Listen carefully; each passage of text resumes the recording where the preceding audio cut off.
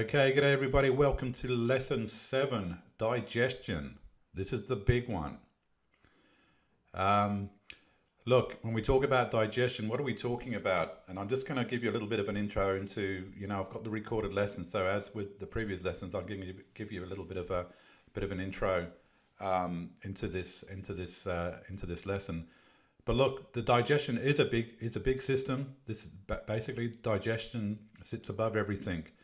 And I guess I just want to emphasize, although, you know, uh, we have imbalances, we have electrolyte deficiency imbalances, we have cell membrane balances, we have energy production balances. They're all very directly linked to digestive issues. Um, and there's no one I've worked with over the last 5 years that doesn't have digestive issues as a direct sort of relationship to any of their issues. So it's really important and it's a big one, but we need to understand it's not just a matter of fixing up digestion and everything's going to come good again. It doesn't work like that. Maybe if we started to put some really, a lot of energy into fixing up digestion and we ate a Puritan diet for the next 2 years, well, then our body would sort of come back into some sort of balance over time, but it's going to take forever. And this work is really about getting in there and manipulating and hacking into the system and pushing things back to where they need to be much quicker.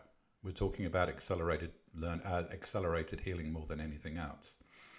Okay, and I guess the other thing too with digestion is we're not just talking about stomach acid, or we're not just talking about digestive enzymes. We're not just talking about the gallbladder.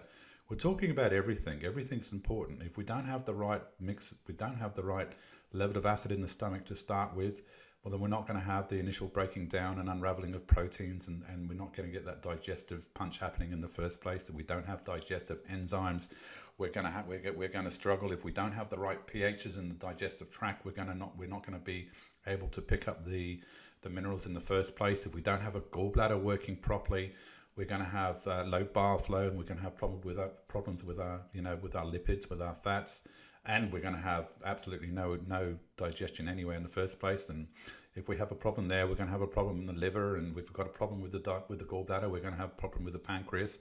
So it's all involved. It's all interrelated. So it's really important. I've left it to the end because it really sort of sits above everything. Okay, we've talked about the five key systems or the mechanisms that need to be in balance for the body to thrive and to heal. And of course, digestion also needs to be there. Okay, with digestion sits above everything. Okay, so if we think about, just for instance, we just think about cell membranes. If we have a gallbladder issue and we don't get enough bile, and we have a cell membrane issue, well, then that's going to flow on to pH issues. If we have pH issues, we're not going to pick up the minerals. Okay, so you can start to see how it's so interrelated. Okay, and it's so important. And I think I mentioned before, there's not a client that I've worked with over the last 5 years that doesn't have digestive issues. Okay, it's everything, gut and digestion. Okay, so we look. Quite a big lesson. There's a lot of stuff I go through. I guess one thing I just wanted to emphasize or talk about in this intro to the recorded lesson, which I did earlier this year for the first group, is there's a lot of information I go through with this lesson, and I guess the last thing I want to do is just produce 100 slides of just text, but there is a fair bit of text here. A lot of this information comes from John Barron, and so I have got some links to some information, and I have got some supporting PDFs. Probably one of the best PDFs on digestion I've ever come across, which sort of accompanies this lesson. Okay, so I don't want to sort of just repeat everything word by word. I've sort of tried to integrate this lesson incorporate it into the overall context of everything we're doing here. But really, I do recommend that if you're really serious about moving forward with this, especially in a professional manner, that you do go to. I think it's Jon Barron, John Barron .org or something like that. You can Google it, and prepare to be amazed, because this guy really knows his stuff. Okay, so much of my stuff comes from there, and a lot of this information I'm talking about today comes from there as well. So I hope I don't bore you too much with lots of text, but stick with it, go through it. Okay, it's an important factor. I guess more than anything, it's, I mean, if we think about digestion, we think about the complexity. It's a very complex system, but really, I guess if you were to look at it from another angle, we just need to get our acid levels right in our stomach. We just need to make sure we've got digestive enzymes. Obviously, we've got to make sure we're getting a good diet. We've got to make sure our liver's working quite well, and our gallbladder is working well, and we've got good bile flow. And then the gallbladder and pancreas is so connected. So make sure we've got some good pancreatic enzymes coming through and whatnot. Really, that's what it. If we were to sum up the whole system, that's all we need to really focus on. Okay, we don't necessarily need to know all the nitty gritty. It's good to know, and it's important to know. But when we talk about, when I'm working with clients, really it's just a matter of, if we understand, if we've got low stomach acid, or we've got no digestive enzymes, or we have some gallbladder issues, once we start fixing these systems up, everything starts to come back into flow, and we really don't need to be too concerned about all the noise, if you like. All right. So although it's a big system, and it's very, very important, and we've got a lot of information on this lesson. In essence, it's quite a simple process. It's just a matter of doing it, and I guess understanding the importance of these systems, understanding the importance that we need to have the right pH. More than anything, I think probably one of the biggest issues I see with digestion is that we're not having the right pH balance in our digestive tract, and we're not having the right pH balance with our liver, so our liver's not picking up the minerals. We might break them down. We might have really good stomach acid. We might have really good digestive enzymes, and everything working well. And but if we have an issue, say for instance with cell membranes, and we're pushing cell membranes to either catabolic or anabolic, well, then we're going to have an imbalance of pHs, and then when we do get these minerals, we're not going to be able to pick them up. Okay, so it's understanding really that the importance of some of the key aspects of this of the digestive system, and like pH control. And pH obviously is impacted by HCl. It's impacted by gallbladder, which produces bile, very alkaline as well. So they're important, but just understanding the interrelationships with these systems and getting your head around that. And when you start to see these problems, you start putting two and two together and put this jigsaw puzzle together. Okay. So look, I hope, like I said, I think before, I hope I don't bore you too much with too much text, but sit back, relax. I hope you enjoyed the program at the lesson. And as always, if you've got any questions, please get back to me. Okay, enjoy, and I'll talk to you all very, very soon. Bye-bye. I'll either upload that to the group, or I'll attach it to the presentation when I put it on the resources page. Okay, so please look through it, and look. You're going to need to read it 2 or 3 times, and it's just going to blow you away. It's just an amazing article. So what we're going to do, we're going to start having a look at the digestive system overview. Let's have a look what we're about here. So the digestive system, so it's known as the GI tract, or the gastrointestinal tract, and the alimentary canal, which covers everything from the digestive tract itself to the organs that support it. Okay, so it continues from this tube-like structure that develops outpouchings, which in turn evolve into attached digestive organs, so the pancreas, the liver, the gallbladder. Okay, and when we start talking about the pancreas, and we start talking about the gallbladder, we start talking about the liver, we're talking about everything. All right, there's not a person I work with that doesn't have issues with liver. Gallbladder is just coming up all the time, with cell membrane issues and whatnot. So we're really talking about, I mean, this is it. This is where it's at. Okay. Some of you have already seen this graphic here, just to give you a bit of an illustration as to some of the different pHs, different stages of digestion. Okay. So saliva 6.5 to 7.5. Now remember, this is upon eating. This isn't before. our pH will go up once we start generating some enzymes in our saliva. The pH will go up. Okay, so this isn't just away from eating. This is when we're ready to eat. Okay, and the stomach 4 to 6.5. This is once again this is the upper stomach. This is when we use a lot of the enzymes to do the digestion. Lower stomach 1.5 to 4. The duodenum, you can see the pH has jumped. This is because the alkaline bile and the pancreatic enzymes start joining the stomach acid. Okay, this is really quite critical, really. When you start looking at the lower stomach, 1.5 to 4, the duodenum 7 to 8.5. Wow, what a massive difference! What a contrast! And this is where digestion really happens, and you'll see that as we go through. Okay. So the entire system is about 9 meters in length, or 30 feet, or thereabouts. So from the mouth to the anus, and designed to transport food and water, modify it, make it suitable for absorption and excretion. Okay, so we're talking about absorption and excretion. Okay, and there are storage sites, excretion sites, and detoxifying sites along the way. And basically, the system has the following primary function, which most of us are aware of. So we ingest food, of course, prepare food for digestion by physically grinding it and breaking it down into small pieces and winding proteins so that they can be separated into component amino acids. This is a big one. This is what the HCl is all about. Breaking the food down into molecular pieces so that we can use it as nourishment. Of course, if we're not breaking it down, we're not breaking it down into the finest particles. Well, how are we going to get this stuff? And transporting the food during its various stages of breakdown along the digestive tract. Okay. Absorbing the nutrients into the body. Absorption is the movement of broken down nutrients across the digestive tract wall and into the bloodstream for use by the cells of the body. So we're not what we eat.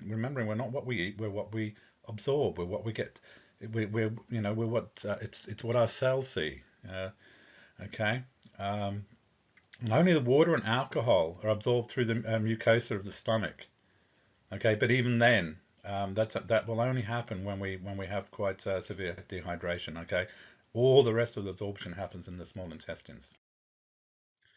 Eliminating the unused waste products of digestion absorption from the body. So through the kidneys, undigested waste products pass out through the colon and the rectum, of course, and the ingested material that might otherwise be toxic is rendered harmless primarily by the liver is excreted from the body, and that's through the bile. From a holistic point of view, the digestive system, in addition to the functions listed above, also perform the following functions. It's the first line of defense in the body's immune system. Okay, it both identifies and eliminates viruses, unhealthy bacteria ingested with our food and water.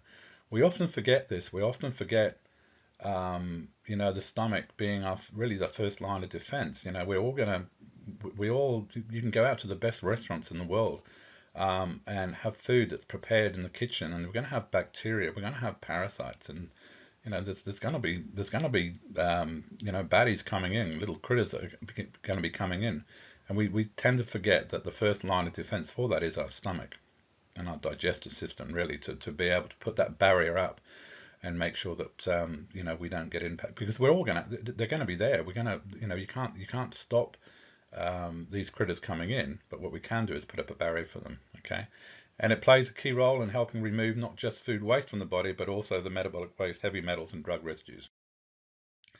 It also serves as a drain for toxic substances absorbed through the skin and lungs. It's designed to serve as a hospitable breeding ground for trillions of beneficial bacteria, of course, that do everything from aiding digestion, waste elimination, and the immune function. In fact, as much as 60% of your immune function comes from the beneficial bacteria living in your intestinal tract.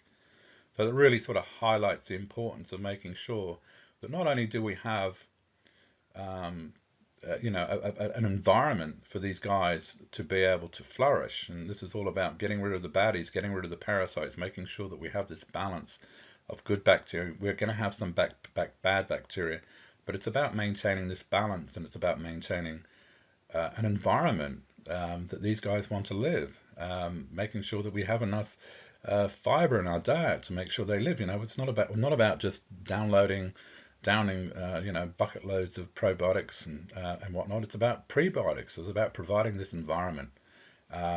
Because if we don't have that environment, well, you can see we're not going to have an immune system. If we don't have an immune system, well, we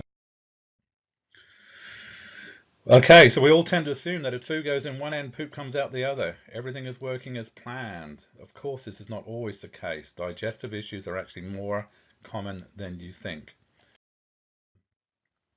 And I just made a little note there. I've yet to work with a single client that doesn't have digestive challenges. Okay. I often say this to my clients. Look, everything goes back to digestion. When I say digestion, I mean, okay, if we go back even further, we have toxins come into the body, we have environmental toxins, we have, we have pesticides, we have stress, we have all these sorts of things. But essentially, everybody everybody has these things too. I mean, we all, shit happens. Um, but it depends on the robustness of our digestive system, really, to be able to be able to fend off these things and provide that robustness. And when we sort of start to lack in that area, that's when we start having problems and we let our guards down. So when this happens, although everybody that I've worked with have digestive challenges, it doesn't mean once we've got to this point, because digestive challenges can last, we could have had these for 10, 15 years and lived with them. You can't just turn that around. We can't just suddenly start working on digestion and fix everything else up. Okay, so once we've got to this point, with most people, it's not just a matter of, well, let's just take some digestive enzymes and maybe a little bit of hydrochloric acid. We've got some deep-seated issues. We may have cell membrane issues that are really quite severe imbalances caused by gallbladder and liver issues, and we're not providing enough bile, we're not assimilating, breaking down, and emulsifying the fats.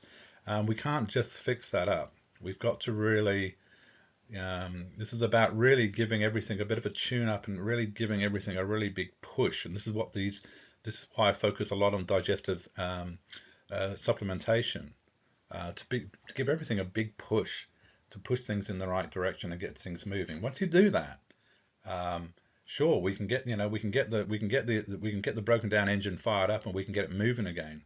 But we can't just focus on digestion. It is everything. For sure, everything goes back to digestion. But okay, sorry about that. All right, so yeah, everything goes back to digestion, but we have to appreciate that these digestive issues in the long term do create other issues that need to be. And I guess this is one of the questions a lot of people ask, and certainly a lot of people that I work with ask, how can we, I'm eating the right foods, I'm taking, the best supplements, I'm doing all the right things, I'm exercising and everything, and why aren't I still well? And this is very common. It's not that often that I'm working with people that still have shocking diets. A lot of the people I work with are having, they're on very good diets. Um, and they're still scratching their heads as to, well, why isn't it happening for me? And it gets back to digestion. We can do all this wonderful stuff, but if we don't have the mechanics and the engineering and the environment for the body to know what to do with it, it makes no difference. And this is what's happening. We're making the assumption that we have a digestive system that's working, and very few people do. And so we've got to test these assumptions. We've got to test these things. We can't just say, well, let's just start taking this or start taking that or doing this. With the assumption that the body knows what to do with it, and obviously it doesn't. This is why we're struggling in the first place. Okay. Diet is what a person eats, but nutrition is what the cell sees. Okay, these are two distinctions here. This is a distinction, a really important one. Okay, not just what you eat, but it's what our cells sees. Two very, very different things. So nutrition not making it into the cells is where we find the big disconnect. Many people think that if they focus on the foods that are higher in specific nutrients, calcium for example, that they're improving calcium levels with these food choices. Little do they realize that the body can't properly break down the food that they are eating and doesn't have the right chemical environment in place to assimilate this nutrition. They're pooping everything out through the back door, which is very expensive poop. And this really sums up with a lot of people what a lot of people are doing. Okay. We take some supplements, and then sometimes often when we do take supplements, we do sort of change things around a bit. Things improve just a little bit sometimes, and then they go back to where they were before, and we just we end up getting into a state where we've completely lost control. We haven't got an idea. We haven't got any clue of what has worked and what is working, what hasn't worked, and we end up going around and round in circles. And most of it's just going out the back end. And this is just so typical. It's a question I get all the time. Okay. And this is one of the reasons why simply doing a simple test is like the hair mineral test, which is a great test. It's fine for, I think it's fine for, finding out about heavy metals and whatnot. But as far as um, identifying which minerals you're missing and, taking these minerals and expecting the body to somehow know what to do with those minerals is next to hopeless. At the end of the day, you've got to ask the questions, why do you think you're deficient in these minerals in the first place? Okay? Of course you're a mineral deficient. You don't have a functional digestive system. And I say this a lot. I get people to say, clients say, well, I've done this test and, I'm a bit down in my magnesium and I'm a bit up in this and I got well, of course you are. So what? That doesn't mean we suddenly start taking magnesium or manganese or iron or whatever and suddenly things are going to work. We've got to dig deeper and understand, well, of course we have those issues, and if you want me to look further, I can probably list another 1,000. Um, so what? They're all just symptoms of a system that doesn't know it's not working properly. So do we focus on the minerals or do we focus on the system? Of course, we focus on the system. We may focus on the system with minerals, of course, but the focus needs to be on fixing the system, not on the minerals that are missing. And with most mineral tests anyway, if you were to do 2 or 3 different tests over a period of time, they'll all be different anyway, just like doing allergy tests. Each time you do one, it's going to be a little bit different. Things change. There's nothing stays put in the body. Everything is fluid. Everything's changing. This is why I don't focus too much on the specific minerals, because it's just there's no point. It changes. And it changes according to the body and how the body's reacting at any time of the day and what it's doing. It even changes throughout the day. I mean, our potassium levels in our blood changes throughout the day. Our potassium levels will change according to the weather patterns. Our high pressure system or a low pressure system will dictate whether we have more potassium in the cells or more potassium in the serum. Hot or cold weather has a difference as well. So, there are so many variables that you would just go crazy trying to work them all out. So you don't. You let the body do that. The body knows what to do. The body knows how to heal us. And I talk about this all the time. We're not healing. We can't heal anything. All right? There's no such thing as a healer. Not in real terms. We're enablers. Our body heals. Our body knows what to do. Okay? And it's an extremely complex process that we couldn't possibly ever imagine that we could duplicate or replicate. Okay, we're kidding ourselves if we think we can, but the body knows what to do. So we just focus on the body, we focus on the system, we focus on enabling the body to do what it needs to do. Eating this, okay, and we'll always be mineral deficient until we fix our digestive system.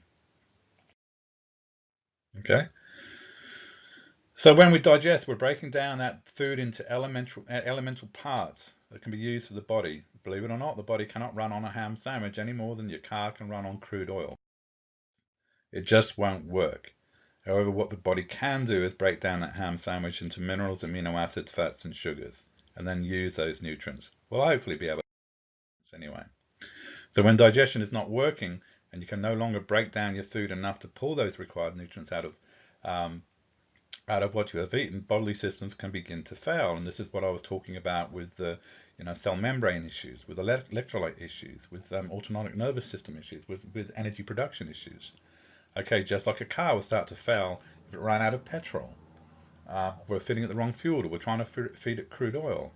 When a body system starts to break down, just like a car starts to break down, one thing goes and another thing goes and another thing goes, because everything is connected. All right, it might have been kicked off by giving us some poor nutrients, or kicked off by having a system or a part of the car that was broken down. But as we all know, once a car starts breaking down and things start going wrong, everything starts. Okay, So in order for digestion to function properly, there are processes that must be in place for all the nutrients to be pulled from the food that you eat. With digestive issues, not only are you missing out of those nutrients, but undigested food now becomes a problem that your body has to deal with. So we're not only just the fact that we can't get the stuff out, we're not assimilating, we're not getting the minerals, we're not getting the nutrition into the cells. Well, what about all the waste? What's the body supposed to do with this waste that shouldn't be there? We start thinking about autoimmune issues and whatnot, where the body doesn't recognize it, starts to attack itself. It's got what's going on inside the body with stuff, with substances, with particles that shouldn't be there that it doesn't recognize. Of course, it's going to start attacking itself. Of course, it's going to start having these reactions. So if food is not digested, it rots and ferments, creates gases and toxins. Okay, explains how it really doesn't matter if you're eating organic, extra virgin oil, all natural, grass-fed, hormone-free, whatever. If you can't digest it, it'll rot and ferment, creating garbage and trouble in the body. Okay, um, and this is a big one.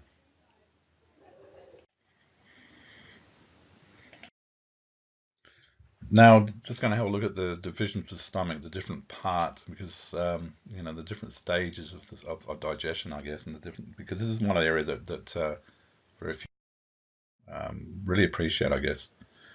So, anatomically, the stomach is so much more than a separate organ as it is. Sorry, the stomach is not so much a separate organ as it is an enlargement of the esophagus, of the intestinal tract that sits just below the diaphragm. So really, we can look at it as an enlargement of the esophagus more than anything else. Um, in fact, the only thing that separates it from the rest of the GI tract are the areas at its top and the bottom that uses muscles to constrict and close it off from the esophagus and the duodenum on either end, respectively. Its functions are very simple: to grind, mix, digest, parcel out its content to the intestinal tract in a slow, controlled process or manner. Okay. Although it's a single cavity, again, just part of the GI tract, it has four main functional divisions. Physiologically speaking, they are the cardia, which is a small space at the very entrance of the stomach that sits just under the diaphragm, and the heart. In fact, the cardia is named for its proximity to the heart. It is a landing area for the bolus, which is basically what we chew, the clump of chewed food that we swallow. And it drops down onto the esophagus. So this is where this is called the cardia. Okay, this is the first step. Um, just a note here: once the stomach starts working on the bolus, grinding it down to mixing it with the enzymes and the acids, it acquires a new name, and this semi-digested glop or the gloop, which is a non-medical term, of course, is called chyme. And you're going to hear, you hear me talk a lot about acidic chyme. Okay, you'd be familiar with chyme if you ever vomited. Um, okay, the fundus, which is the main upper portion of the stomach. The fundus means enlargement and refers to the rounded enlarged area at the top of the stomach.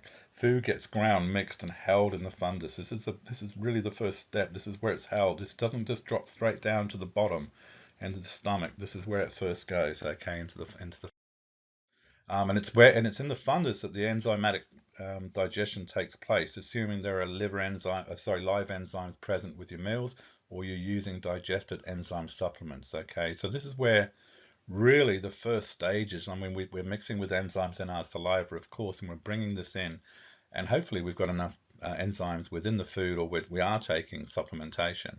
And this is where all happens. This is where it starts getting churned, and we start really mixing in and start getting some pre.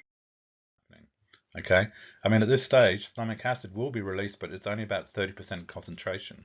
Okay, we can't have too much at this point because otherwise we're going to disable, or we're going to disable some of the enzymes. So we can add some hydrochloric acid for sure. Okay, um, but after about 40 to 60 minutes in the fundus, the chyme will then move on to the body of the stomach. Okay, so 40 minutes to an hour. We're really focusing on the enzymes. This is really highlights or emphasizes the importance of of chewing food properly to make sure that we're mixing the food with our salivary enzymes and the enzymes that are in the food and releasing those enzymes. It's so important. This is when it really, one of the most important part, although once it drops down into the duodenum, we'll talk about that in a minute, obviously it's where it all happens. But it happens then because we've actually done the pre-work up here, okay, with the enzymes, okay. So when it gets into the body, this is where, so the body, which is the enlarged middle section of the stomach, okay, it's a primary area of digestion, and this is when we mix the hydrochloric acid and the pepsin, which begin to work full bore on a level and at level sufficient to stop most enzymatic digestion. So at this point, we're really focusing on the protein. The hydrochloric acid is unwrapping the proteins, and the pepsin is really starting to break that down, okay? And we're not sort of focusing too much on the enzymes at this point. Okay. And then we move on to the antrum, and this is where the last part of the stomach before the pylorus, which is basically the gate which prevents the food from entering the small intestines before it's time. And actually the major portion of digestion takes place in the antrum. This is right down at the base of the stomach. As food is held for a long time and parceled out to the duodenum in a very slow, methodical manner. Incidentally, the antrum means cave and pylorus means gatekeeper. The chyme moves through these divisions sequentially, rather than just dumping everything into one great cavity and everything just happening. There is, this distinction is crucial to understanding the digestive process. But unfortunately, although medical doctors understand the sequential nature, they understand that there is a sequence, and the nature of digestion in the stomach, they do not fully understand what it means. And this is why there's such a big issue with the understanding about digestion. It's not just medical doctors, but I see this quite commonly with in the natural field as well. And once again, that's because they base their assumptions on observation. And when it comes to observation, 99.9% of the people they see are eating typically high processed cooked food, a modern diet, not the more natural diet that our body's designed to handle. So we're focusing on observation of a person or people or society that's eating food that's void of enzymes. So we don't understand and appreciate that process. In other words, doctors' assumptions about digestion are based on observing people who eat badly consumed food, totally devoid of live enzymes, and gulp their food down so quickly it barely has any time to mix with salivary enzymes. And this gives a very distorted view of how the digestive process should work, and it has profound implications for our understanding of the digestive process and the things that can go wrong. I guess this is why, we've got to understand the process. We've got to understand the sequence. If we start to understand the sequence, we can start to problem solve and not just make assumptions like a lot of us do about things, okay? Once you understand these things, once we understand that we must chew our food and understand the reason why we need to chew our food, once we understand that once we chewed our food and it drops down into the and it gets pushed up into the fundus, that this is where the enzymes start to take action, and this is when when we start to really work on the enzyme side of things, and then it goes down to the body when we start unwrapping those proteins and start breaking them down into the amino acids using the pepsins and whatnot. Once we understand this process, we can start to be able to, it just makes it a lot easier to problem solve and start to, join the dots and use some logical thinking and some common sense when we start working out what's okay. So for now, just understand that food moves through the divisions of the stomach sequentially. Among other things, this allows us to consume more than the intestines are ready for one time. We can't just dump everything into digestion and into the intestines. And allow us to process the food slowly and prepare it for entry into the intestines in a controlled and measured manner. Okay. All right. Now we're going to talk about stomach acid, or HCl, which incidentally is probably the only chemical in the body that you can actually walk into a shop or a hardware shop and buy off the shelf and it's identical what's in the body. Okay. HCl. So why do we need stomach acid? So here are a few issues that can come from a need for more stomach acid. So almost every nutritional deficiency stems from either a lack of stomach acid or a lack of bile flow. Poor food selection is usually a third factor. Okay. Um, a big percentage of, I would say 80%, 75, I haven't done the numbers, but roughly 80% of the people that I work with tend to be a blood type A. And one of the reasons why blood type A's tend to have so many issues and they can manifest health issues and long-term health issues is because they have poor hydrochloric acid production. Okay, we go back to the plant eaters. We're trying to eat a modern day diet, and we're not producing enough stomach acid, and we never will. When I say we, I'm an A as well. Um, and I see so many issues that I'm looking at that just go back to lack of hydrochloric acid, and getting back to the whole the gatekeeper, the stomach and the hydrochloric acid being the gatekeeper to what's coming into the body, the bugs, of the microbes, the worms, the parasites, which then lead to all these other issues. You can start to see, H. pylori. What's H. pylori come from? Come from the stomach that's void of hydrochloric acid. All these sorts of issues. And then you can trace them back to hydrochloric acid, okay, and essentially from there bile flow because of poor bile flow as well. Burping and bloating. Bloating is almost always due to the lack of stomach acid. Frequent stomach comfort after eating is obviously with stomach acid. Just a bit on burping, bloating, and passing gas. So to figure out if you're really bloating, here's an ultimate question: are your clothes tighter in the evening when you take them off in the morning? Sorry, then when you take them off, then in the morning when you put them on. So if you can, if you have to think about this, it's probably not an issue. But you will know straight away. Most, especially girls, will know. At the end of the day, do they feel a bit tighter around the waist? They put a pair of jeans on. Does it feel tighter? If it is, well, they're probably bloating and they've probably got some digestion. Okay. Um, so if the stomach acid product in if the acid product in the stomach is not sufficient, then people are going to grow bacteria in the tummies, and when they grow bacteria in the tummies, they're going to produce gas. Okay. Where does the gas come from? It has to come from this fermenting and bacteria. It can't come from anywhere else. Okay, so this is logic, using logic and common sense again. Um, it's a bit like making beer or wine or champagne or root beer. All these things are fermented. And when you ferment, you're going to create gas. And this gas is going to bloat. Some people may and not everyone bloats, but some people bloat and some people will experience more. And when I say burping, I don't mean these, massive big belches like this guy on the left here. I'm talking about little burps. Hardly, you might have not even noticed them, just repeating, just little burping. You don't really take much notice of them, okay? But this is a good sign that you're not producing enough stomach acid. Um, so pay attention after you're eating it, just to see if you do feel that you are burping or you're burping. I mean, one or two burps, it's okay, but just take notice.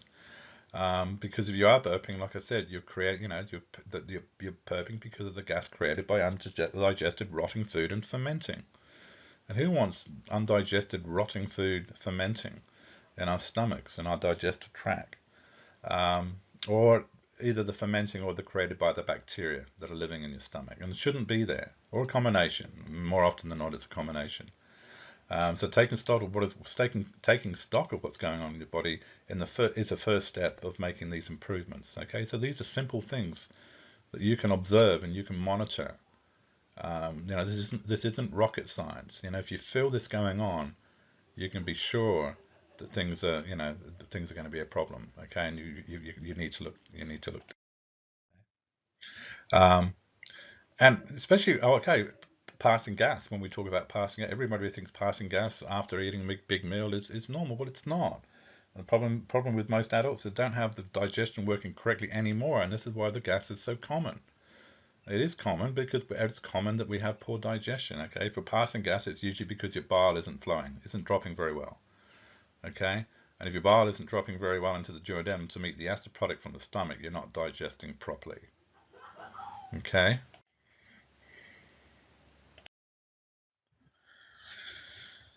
Um, Acid reflux or heartburn.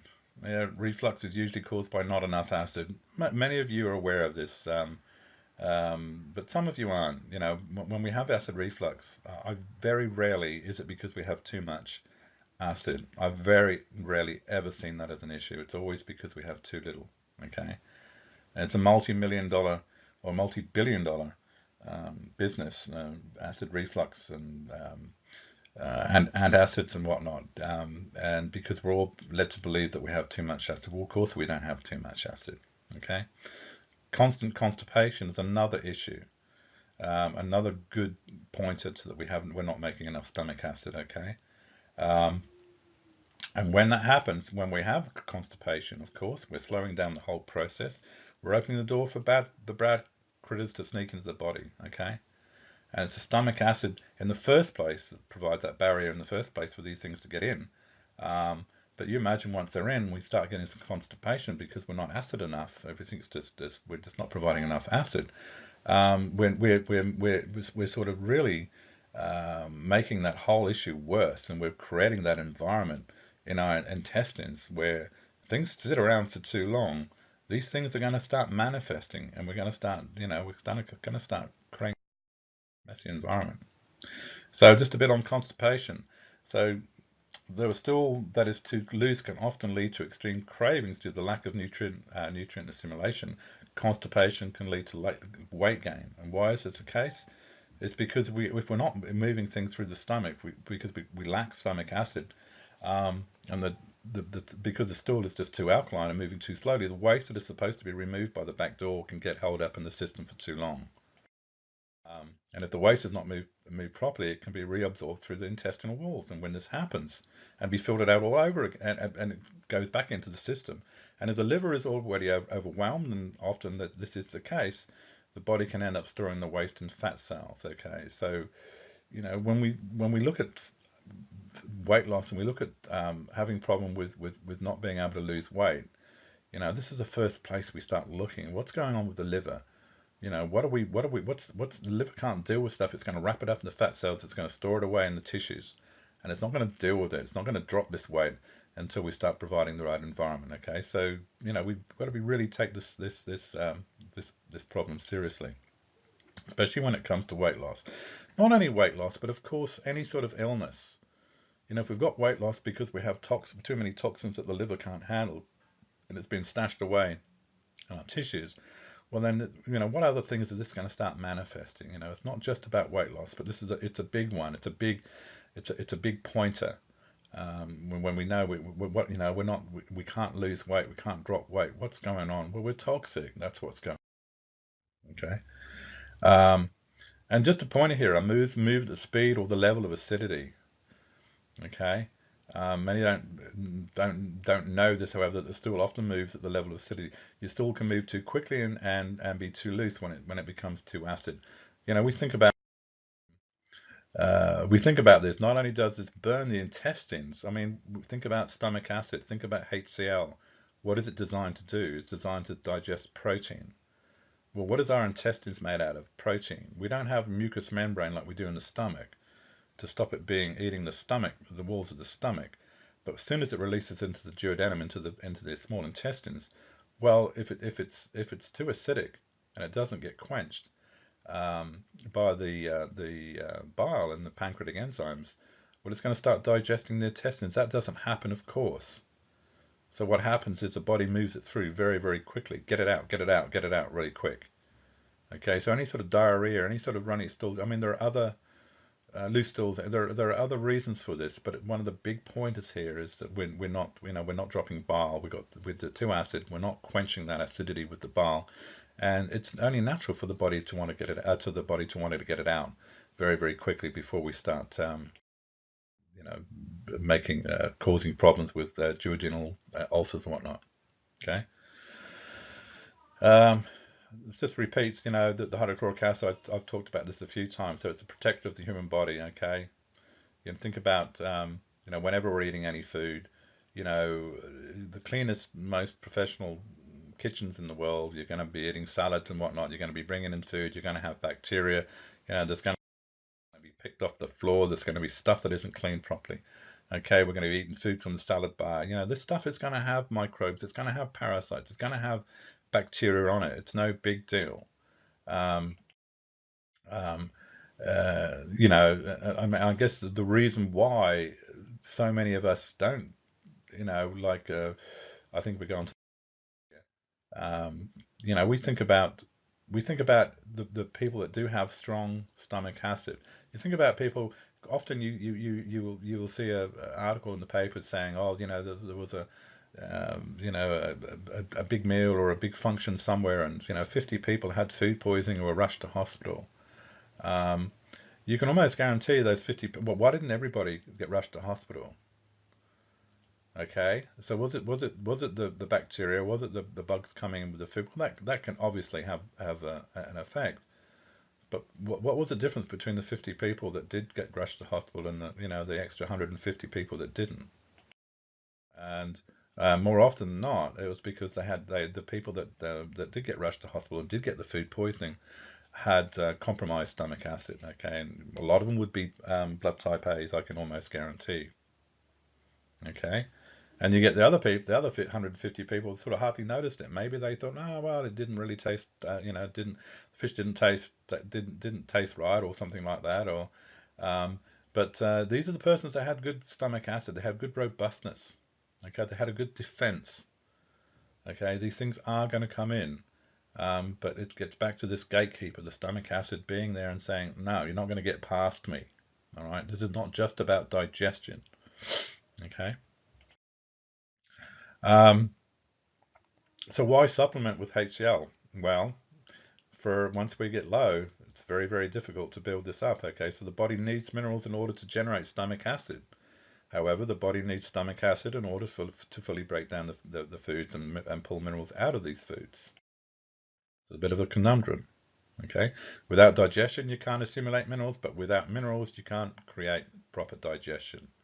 So you can see how some people, so we can get screwed unless we start adding and using some HCl supplementation, even if it's just for a little while, so that we can start manufacturing the proper digestion so that we can kick in the whole process of producing HCl and just get the whole sort of, all right. So once the body has enough minerals, and this won't always be the case for an A, for a blood type A, but if the other blood types, usually you're quite robust in your stomach acid production. But once we're a bit low, once we start firing things up and we start adding some HCl for a while, um, when then we can start dropping off the supplementation and the body can take over.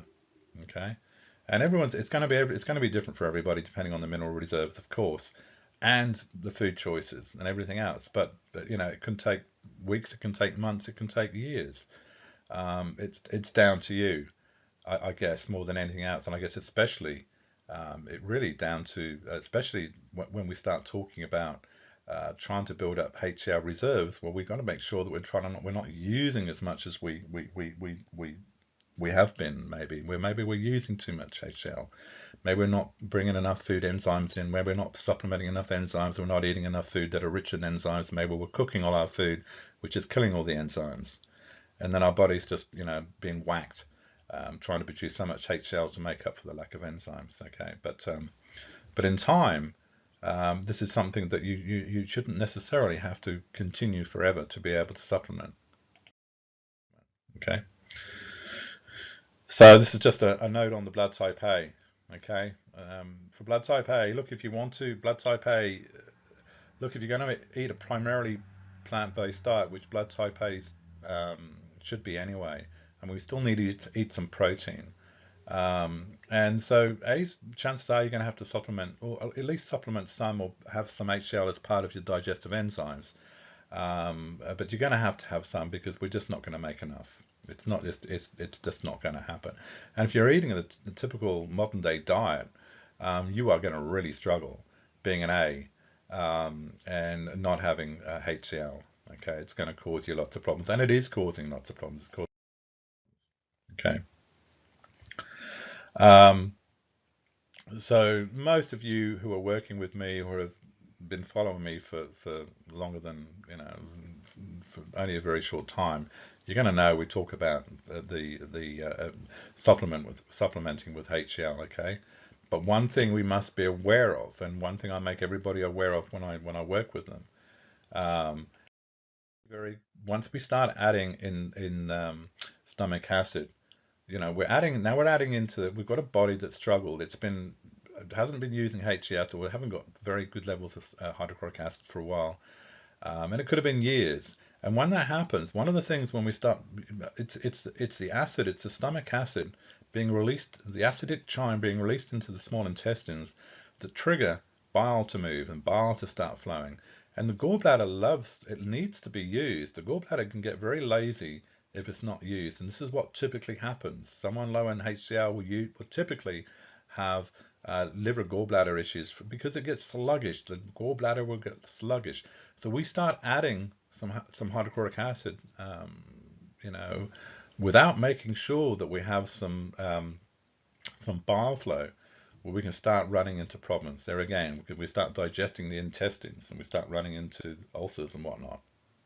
Okay, so making sure bile flow and making sure we use a product like beet flow. This is why I say, look, without any client, look to start with at least for a month.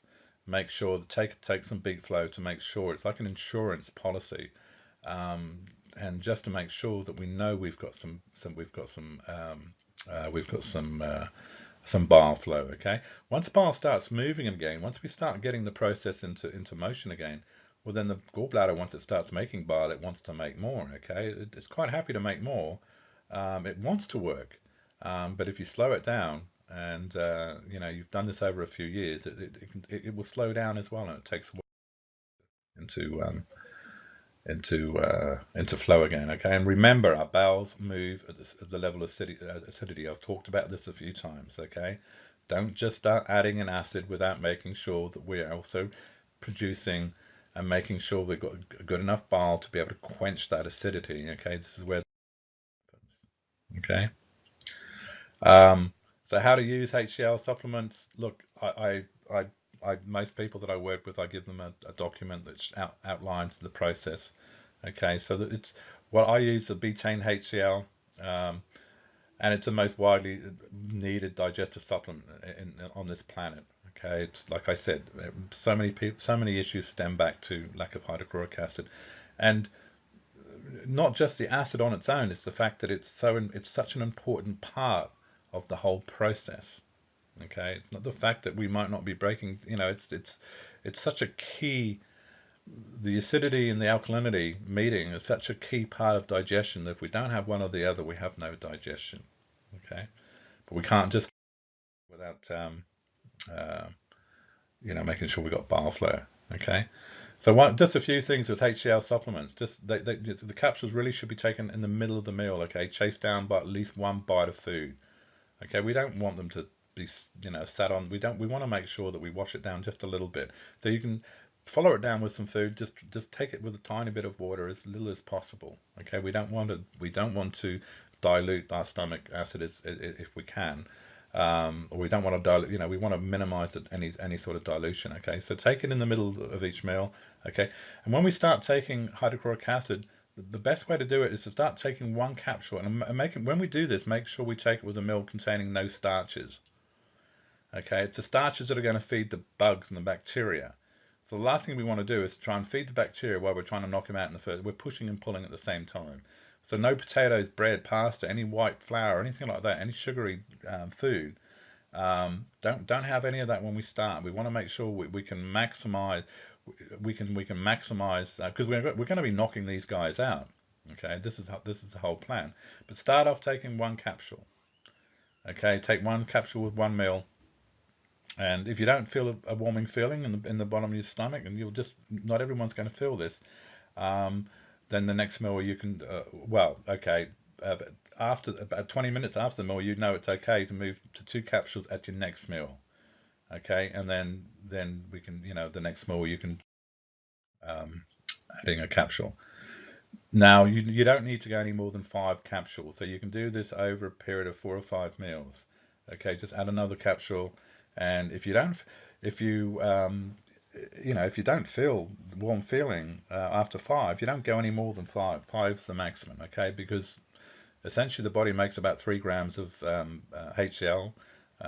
That's about the maximum production anyway. And if we take about 5 empirical labs betaine HCl capsule, well, that sort of makes up about the 3 grams anyway. Okay. Most people hold at these 5 capsules per meal for months. All right, so this isn't necessarily something that's going to just happen overnight. All right, you've got to trust in the process, and we've got to stick to this. Okay, but if you begin to feel a warm feeling, well, then you know you've probably got to the point where you're taking too many, and the next meal you can start reduce the capsules. And if you start feeling that warm sensation again, you can reduce it again. You've reached your point, and you can start dropping that down, and you know that your body's starting to make it. Okay. Um, One thing to remember, if you start taking HCl and you start getting some a diarrhea, loose stools or whatnot, too loose, you need to start reducing. Okay, and then really, when I say start reducing, then focus on making sure what's going on with your bile, what's going on with your gallbladder, and making sure that we've got some bile flow. Okay, because we shouldn't be getting diarrhea, and we shouldn't be getting diarrhea by taking 5 of these things. But if we are taking diarrhea, we're taking 5, and we're not getting the warm feeling. Of course, okay, not everyone's going to get that warm feeling, um, but we should be producing enough bile to be able to quench that, so that we don't get the diarrhea. Okay. As mentioned before, some people will never feel that warm sensation. That's okay. Okay, but as you're feeling bloated and after you're eating and whatnot, and you're still getting the burps, and reflux especially, you know that you got to keep up with it. Okay, this will get better in time, it really will, but you've just got to stick with the process. Okay. um, and there's a really good article on the attached PDF that I'm going to attach with this to on acid reflux, and I want you to do that. Okay, so we need good bile flow. We've talked about hydrochloric acid. This is one sort of half of the whole digestive process. Talk about bile, making sure that we have good bile flow. This is, you know, I I often say that I think the gallbladder is one of the most important organs in the whole body. I mean, it's a tragedy that doctors in the past and probably some in the present look at the gallbladder as something that we don't need. And I can tell you that the clients that I've worked with without a gallbladder, I can tell you it's a struggle, it's a challenge. Okay. Um, so this is one issue alone that may be the reason so many diets, healing protocols you've tried in the past have failed. Okay, because it's a bile that allows us to emulsify the fats we eat, so that it can be used for the body. And all food is either carbohydrate, protein, or fat. Not only emulsify the fats, it's going to give us the energy, but it's a bile meeting it's the alkalinity of the bile meeting the acidity of the stomach, gives us this digestion. Okay, so to process the fats, we need bile. Bile is not only needed for proper digestion, but bile is also, think about bile. What is bile? Where does it come from?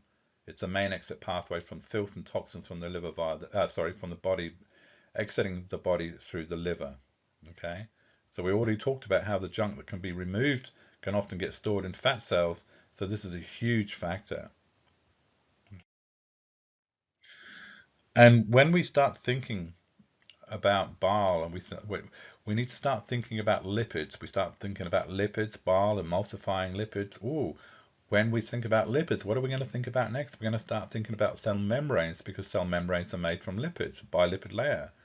Okay, we start thinking about cell membranes uh, because they're made out of lipids. What are we going to start thinking then? We're going to start thinking about cell membrane imbalances. So as soon as I see a cell membrane imbalance, a catabolic imbalance or an anabolic imbalance, lack of energy, the first thing I'm going to say is let's have a look at the gallbladder. What's going on with the liver and gallbladder? Does it make sense?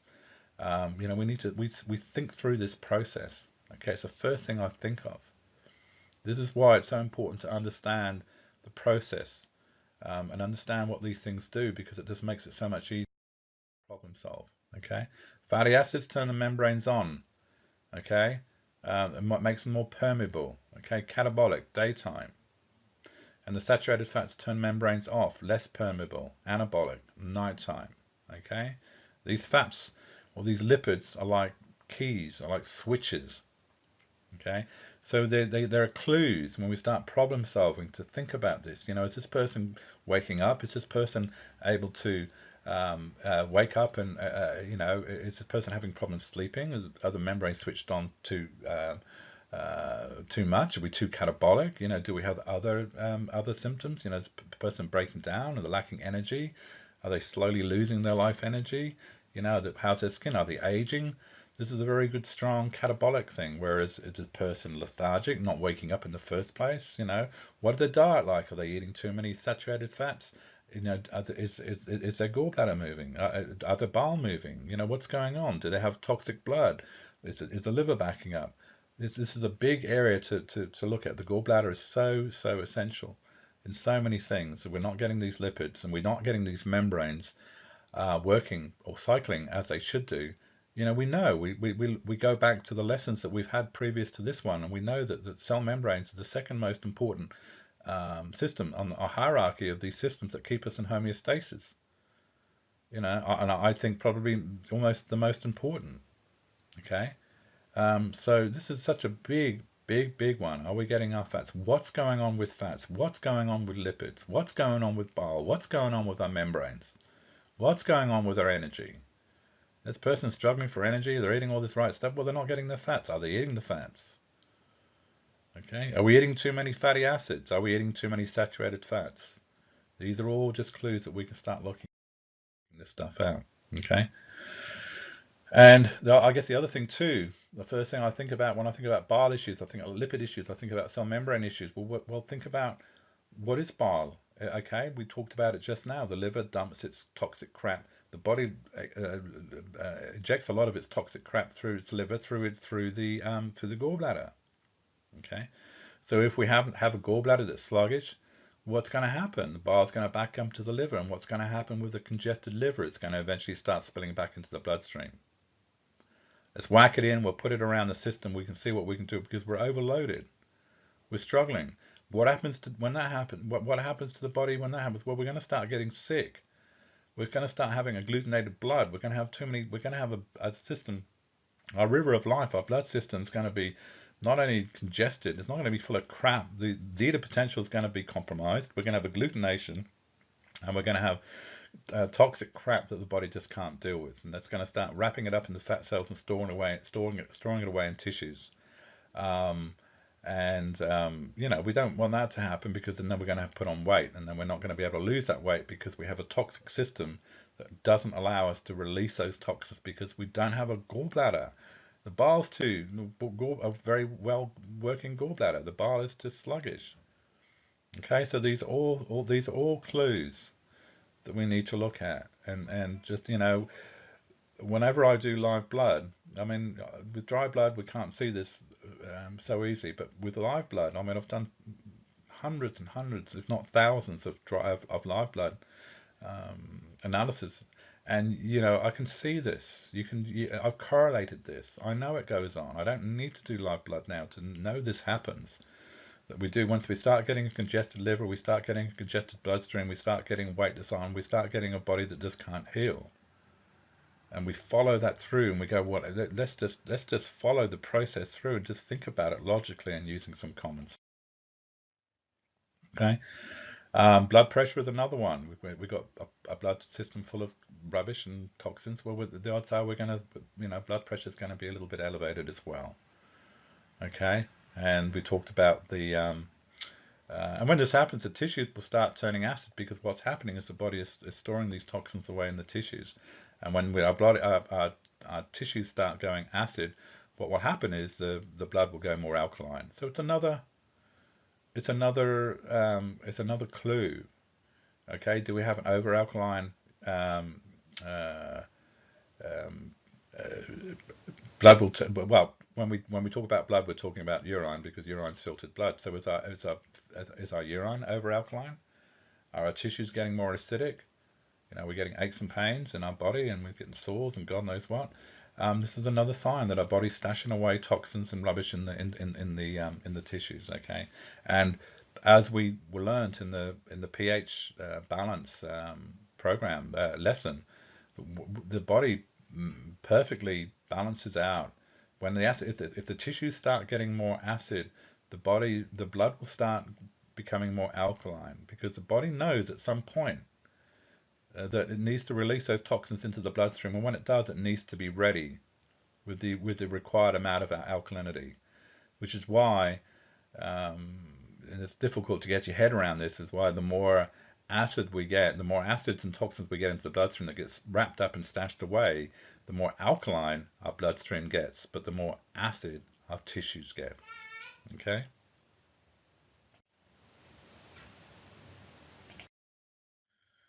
Um, Here are a few issues that can come from a need for an improved bile flow. Okay, so we talked about but this is almost every nutritional deficiency stems from either a lack of stomach acid or a lack of bile flow. Poor food selection is usually a third factor. I think I've talked about this just now.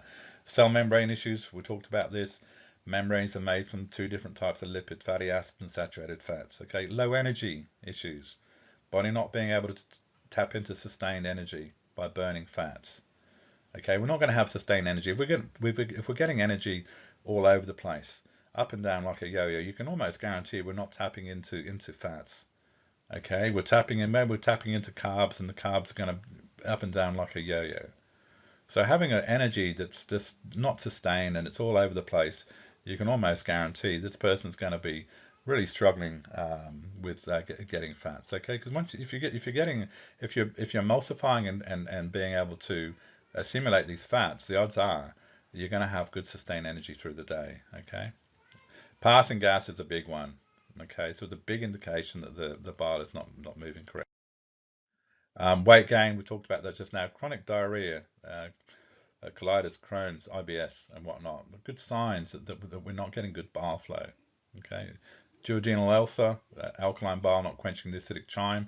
We talked about that. The acid, the acid move, the body moving things through the intestines at the speed at the level of acidity. Because if it doesn't do that, it knows it's going to start running into problems with ulcers and whatnot. Okay, this is why you get diarrhea. It just doesn't happen. There are many reasons for diarrhea, but one of the biggest ones is the fact that we're not having the bile flow. The body needs to get it out, needs to get it out of the system, so it will do it. Acne, chronic acne, still color. Sometimes, quite often, your bile is very dark. It makes our poo quite dark. Okay, if we've got stools coming out that are lighter than the color of corrugated cardboard, you can almost guarantee there's no bile dropping or very little bile dropping. Okay, this is a big clue.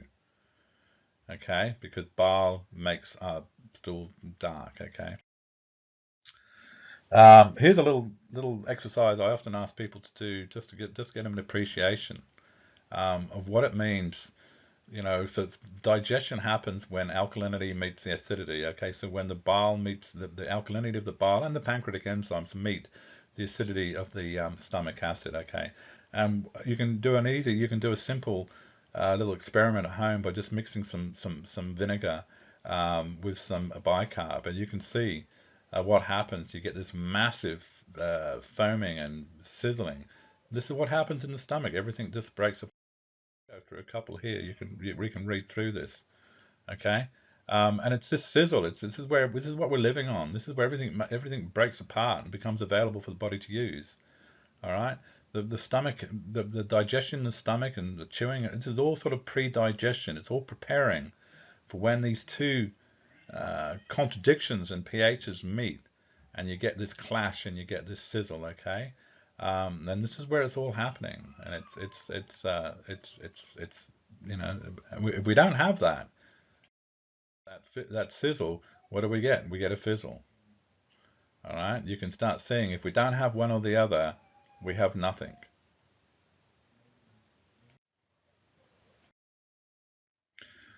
So to improve your bile flow, there are a number of things you can do, but really, what I like to focus on, and most of you are aware of this, we can use beet. What we need to do is to use beet greens. There's not beet root. This is using the green, okay, and because the beet greens have an amazing ability to be able to help thin bile. So we're not talking about necessarily producing more bile. We're talking about thinning the bile, and this is one of the biggest problems. It's thinning the bile, not producing the bile. The bile gets sluggish, it gets dehydrated, it's too thick, it's too concentrated, and this is why I use beet flow. Okay, now you can't eat the beet greens like I've said here. If you want to eat enough beet greens to be able to do this. You're going to need a bucket load of beet tops to be on a daily basis to be able to get this happening. Okay, and this is what beet flow is concentrated beet greens. It's expensive. Well, it's more expensive than most other supplements that I sell, but it's expensive for a reason. It's because there are concentrated beet leaves, and they work. Okay, it's probably one of the most powerful supplements that I use, and it's the most powerful supplements I use because it thins the bile, and we know if we thin the bile and we get the bile moving, it's everything. Okay. So improving the bile flow, there are many beet supplements out there, but few contain as much beet green as beet flow. A lot of beet products have a lot of beet root. It's not the same. Okay, so this is the one, beet flow is what I highly recommend for clients. Okay, it's relatively expensive as just mentioned, but it's well worth the money. Okay, and at the end of the day, if you're willing to do this and you're willing to invest just a little bit and getting and working on your digestion and getting your bile thinned out and whatnot, at the end of the day, you're going to save money down the track because it's such a massive enabler. I mean, taking MSM is a big enabler because it starts to work on the liver. It starts to help the liver detox. But you think about the MSM, taking the MSM without having bile. We're making an assumption when we're taking MSM. We're taking these wonderful liver supplements are going to start helping the liver do its job. Well, for the liver to do its job, it's got to sort of dump its toxic crap into the gallbladder. And do we have an assumption that the gallbladder is going to be working? It's not dehydrated. It's not sluggish. Well, no. We need to. This is why beet flow and getting the bile thinned out and making sure it's moving is so important. And why it has so many flow-on effects. It has so many flow-on benefits. Not just the fact that we're able to now emulsify some fats, which is going to have a massive impact on everything, but the fact that we're able to now drain the liver, and if we drain the liver, we're cleaning the blood. We're cleaning the blood. It just flows on. It's such a massive enabler. Okay, it's a big one because it enables the body to do its job. You can start to see this. Okay, it's not fixing up a specific problem. It's enabling the body to do a lot of wonderful. Okay. Many of you are aware of the beet flow flush. This is something you can do right up front when you start using beet flow, and if you've got clients that you're going to start working with beet flow, one of the things you can do right up front is to what we call a beet flow flush. It's basically taking 4 beet flows every half an hour. To do it for 2 hours, so you take 4, wait half an hour, take 4, wait half an hour, take 4, wait half an hour, and take another 4. Okay, this really gives everything a little bit of a push. Um, um, One of the things I recommend when you do that, one of the things you can do is check your saliva pH before you do the flush and after. Probably a few hours after, or at least maybe another day, just to see if pH, because I'd expect when we start getting bile moving, because it's alkaline, it's quite alkaline, we expect the your saliva pH just to jump a little bit. And it's not a dead cert. The fact that if it doesn't jump, it doesn't mean bile hasn't moved, but it's a good indication. Okay, we're looking for saliva to be at least 6.4, or for indication that bile is moving. Okay, so say you do a test and your saliva maybe 6.3, so even if it's 6.4, do a flush, and I would expect to see then your pH of your saliva to jump maybe to up to 6.5, 6.6, maybe even 6.7. If it does that, it's just a good indication that bile has dropped and it's starting to move. Okay, it might drop back down again the next day or 2 days later. That's okay. We know we're not just going to fix it up with one flush. You might need to do another, and then we just carry on with supplementing. Okay, but it's just a okay. Did you know B6 is needed in order to keep bile in suspension? Just something worth keeping in mind. Okay, B6 is needed for a lot of things. But for bile to be able to keep in suspension, be able to make sure that we've got good flow, and if we don't have that, we can start looking at B6 and maybe being an okay. Just a few words on poor bile consistency. Okay, so as we talked about before, for bile to work effectively, it must be produced in adequate amounts. Okay, and for that to happen, we must have sufficient bioavailable mineral content in the diet. Okay, so this is a catch-22. Okay, and everything must be working properly for this. Okay, but most people You imagine many people have their gallbladder removed, okay? Some doctors, we talked about that just a little while ago. The doctors are taught that the gallbladder really doesn't do anything. So if there are stones or blockages, you just need to take it out, which is nonsense, okay? Because the gallbladder is where the body is stored, and it's stored and concentrated, okay? And without that, as we've mentioned many times before in this presentation, if that doesn't happen, we don't have digestion. So it concentrates and makes it stronger. So when the alkalinity enters, it makes it more alkaline as well. As bile is about 9 or 10 pH as well, so it makes it quite alkaline. And just repeating some stuff here. Really, if we don't have that, if we have a gallbladder and we don't have that going on, well then we're gonna a little bit with everything. Okay. One thing with lack of gallbladder, and one thing if you don't have a gallbladder or you're working with clients that don't have a gallbladder, this is a product that you can start using or start recommending that they use to take about hour and a half to 2 hours after eating a meal. Remembering we don't need bile until we've gone through digestion and we're starting to release it, the acidic chyme into the duodenum, into the small intestine. We don't need bile until then. Okay, so this is when we need to take it after. We don't take it with the meal, and this is a big mistake a lot of people are taking. Bile is very alkaline. Ox bile is very alkaline. Um, so if you buy any enzymes, digestive enzymes that, well, don't buy any. Just make sure you don't buy any enzymes that do have ox bile in them, okay? Because otherwise, um, you're pushing and pulling at the same time, and this is one of the biggest mistakes a lot of manufacturers make. It just goes to show that they haven't got a clue how digestion works. We'll just put bile in with the enzymes, but without realizing that they're two completely different things. They are part of digestion, but they're needed at a different time. And we're trying to acidify and trying to make sure that we've got good acid in our stomach at the same time we're quenching it with the ox bile, and it really doesn't make sense. Okay. So just talking about adding some digestive enzymes. So enzymes are another factor of digestive process, of course.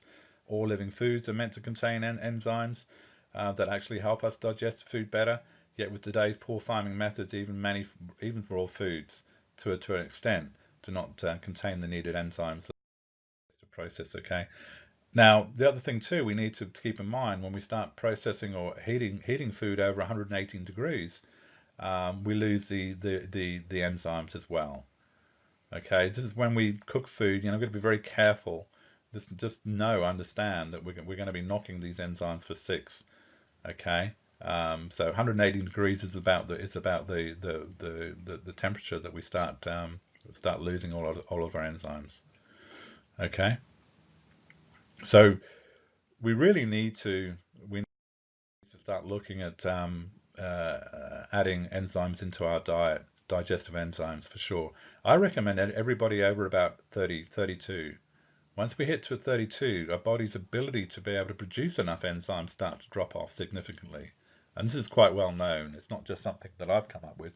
It's something that's quite well known. If you do your research, you'll see this all the time. So just be aware of that. And it can be one. It can be because it's obviously with if we're not providing this digestive enzymes, we're going to actually hammer our HCl production. Because one of the reasons why we do start dropping off the HCl, we do start running out of production with HCl, because we're eating such poor foods, cooked, highly processed, that don't have any enzymes. So the body said, well, how the hell do we break this down?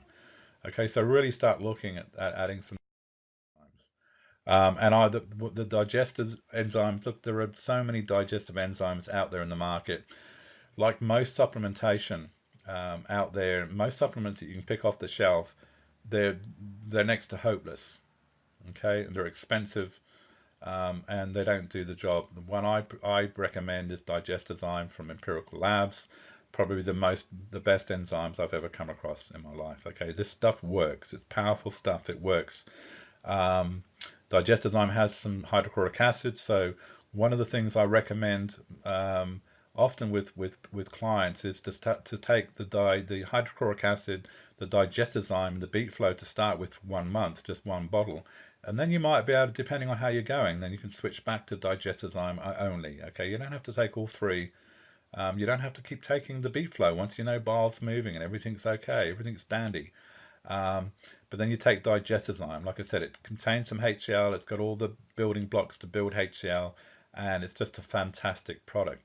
And unless you're eating a very high um, percentage of a plant-based diet, you're really going to need to take this. You're really going to need to take some digestive enzymes. And if you're an A and you want to eat meat and you want to get anything out of meat, having good strong hydrochloric acids, stomach acid, as well as having some good digestive enzymes are going to be really important. I mentioned this just now. Just when you buy digest enzymes, I've noticed I've got a. I do apologize for this. I've got a heading up there, autonomic nervous system. I will change that on the presentation, but I'm not going to go back and change the whole thing now. So I do apologize for that. I've copied and pasted and stuffed up there. I apologize for that.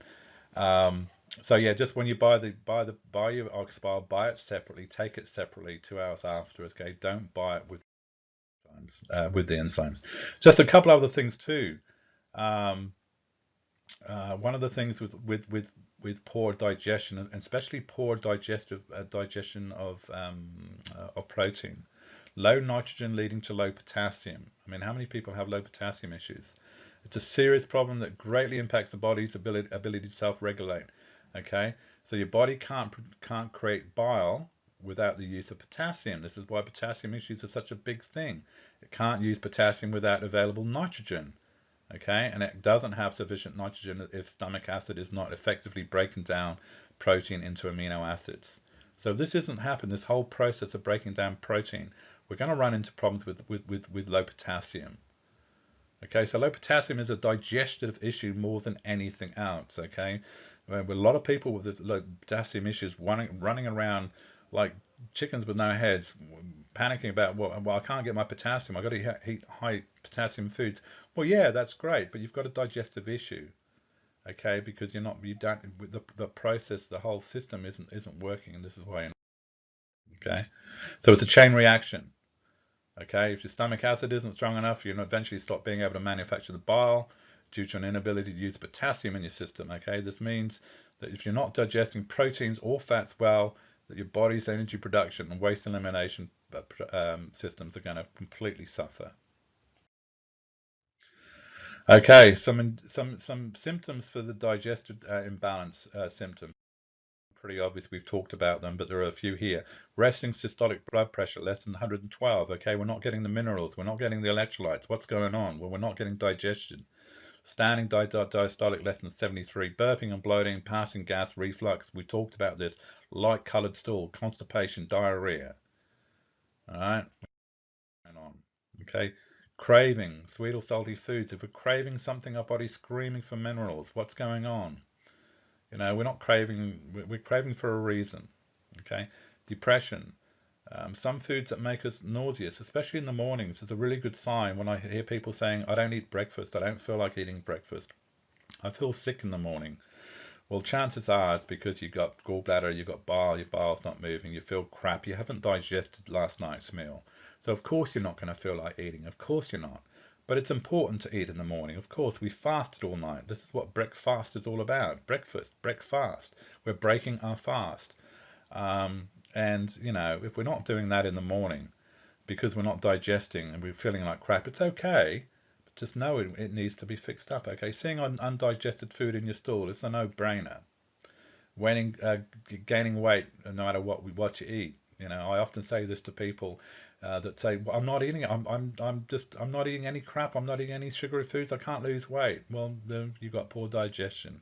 Okay, and cravings frequently derail this weight loss attempts. Okay, whenever eating meats or fats restore your energy, once again, this is a sign that we've got digestive issues. Okay, and your meal, once you eat a big meal and it feels like it's sitting in a big lump in like a rock in your stomach, it's obvious there. Okay, some we can look at here. We've talked about the betaine HCl, beet flow, and digestozyme. Those three are really powerful trio of digestive punch. I have helped more people turn their life around by taking these 3 products alone than anything else. Okay, very, very important.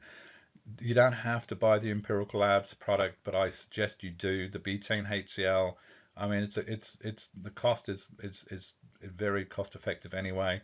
But you can get betaine HCl anyway, but don't buy it with the pepsin. A lot of people have problems with taking pepsin with the HCl as a supplement. It can really upset the stomach. The betaine HCl from Empirical Labs don't do that. Okay, Beet Flow, you can't get Beet Flow anywhere else in the world. One of the best products on the planet because it works with bile. Just do it. Okay, this is an investment in your health, not a cost. And Digestion. Once again, we can get digestive enzymes anywhere, but most of them are rubbish. Most of them don't work. And Digestive, oh my God, it's one of the most beautiful enzymes in the planet. I take Digestive myself. D-limonene. This is D-limonene. Well, we're going to work on the liver. We're going to work on the gallbladder. We're going to start dissolving these gallstones. We're going to get bile moving more effectively when then we're going to have more of a digestive punch. And dandelion root powder is another really good way of getting, well, not just, it will stimulate bile production more than thinning the bile production, okay? So Beet Flow is going to help thin the bile, okay? And dandelion root can help produce and stimulate more production, okay? And D-limonene is going to help dissolve the gallstones. And as I've mentioned to most people when I work with them, I'm not into, radical flushes or cleanses. I like to do these things on a more subtle basis, and D-limonene will do that very, very well. Okay, and D-limonene, you only need to take D-limonene. You take 1 bottle every few months. Digestive you might need to take forever. Beet Flow and betaine HCl you might just need to take for 1 or 2 months. If you're blood type A, you might need to take betaine HCl forever as well. Who knows? Everyone's going to be a little bit different, and you need to be mindful of this, and you need to be aware of that. And it's this is something that as we get older, we need to put more focus in this area. Okay, I'm going to skip through this, but what I've done here, I've just added some information on some enzymes, because we talked about digestive enzymes, and there's a here on the different types of enzymes. What is it work? I'm just going through digestive enzymes. We have proteolytic enzymes, systemic enzymes. I just sort of covered it here, so through you can have a read. One see me proteolytic and systemic enzymes, and one of the main enzymes I use for that is and I go through it. About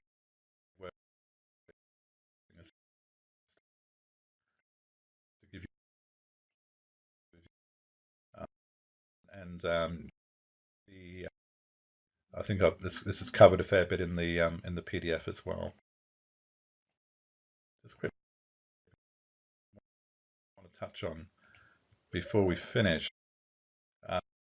the talking about here about the systemic metabolic and proteolytic enzymes here formulas, because I'm going to start. I sort of focused quite a bit on these enzymes when I first got into this work, and I sort of drifted away, and I'm drifting back again now, because sort of the like an insurance policy, these enzymes really give everything a really good clean out. They clean up the blood, they break down all the crap, they fix up any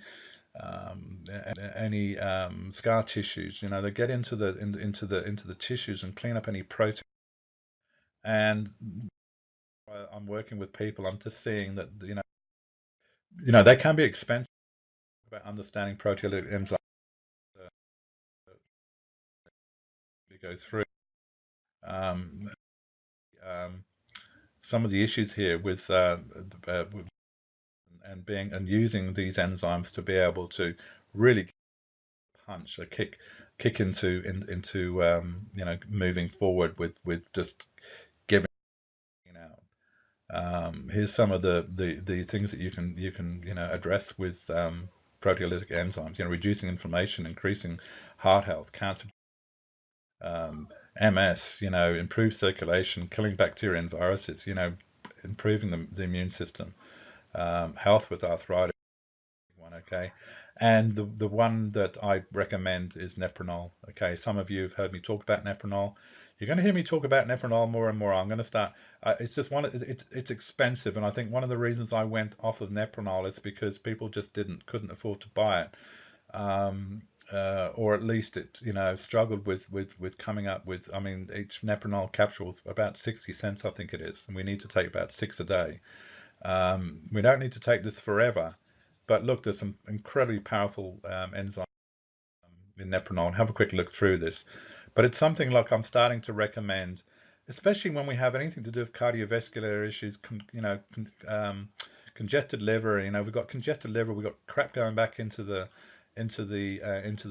bloodstream. We're going to have a lot of fibrin. A lot of fibrin is a protein. It's coagulating. It's a clotting agent used, and it's produced when the liver is struggling and inflammation and whatnot. So and this Nepronol AFD stands for Advanced Fibrin Defense, and it can get in and just clear all this fibrin up. Fibrin is like a cobweb, and it surrounds cells and it stops the flow. And obviously we don't want that to happen. Life is all about flow. Flow is all about movement.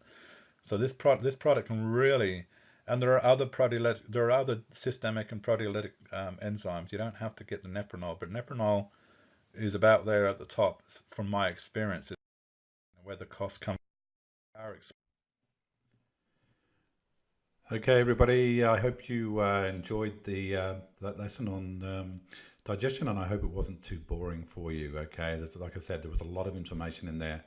And look, you need like most of these lessons, you're really going to need to go through time and time again and just refresh your memory and like everything, true learning or true knowledge is about learning times doing. Okay, so it's not just a matter of sitting down here listening to this stuff. It's about going out there and it's about applying it and actually working through in some real life scenarios.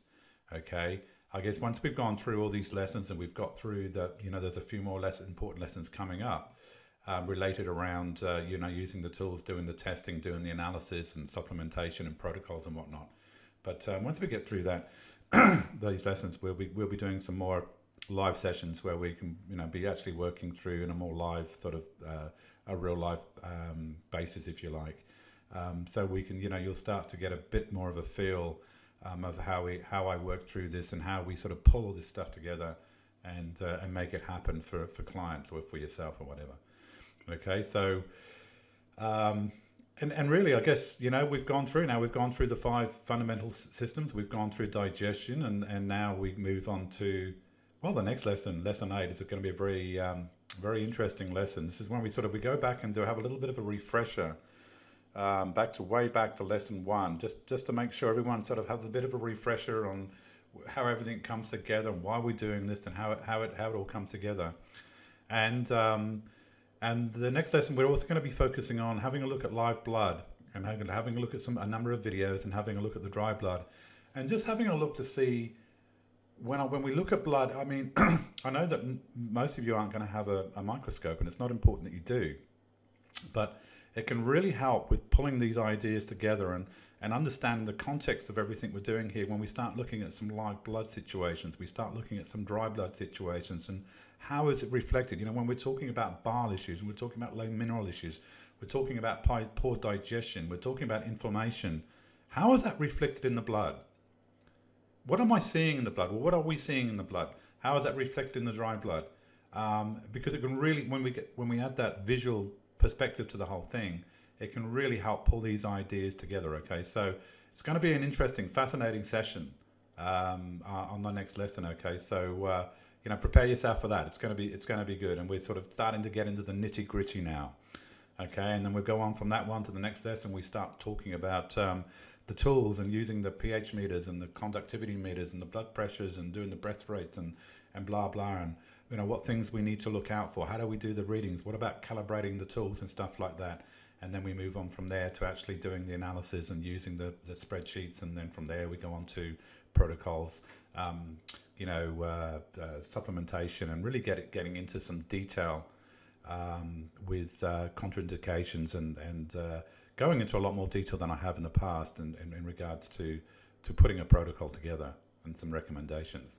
Okay, so thanks once again. Thanks very much for sticking this out, and like I said, I hope it wasn't too boring for you and too much text. Okay, and I'll talk to you all again very soon. Okay, bye bye.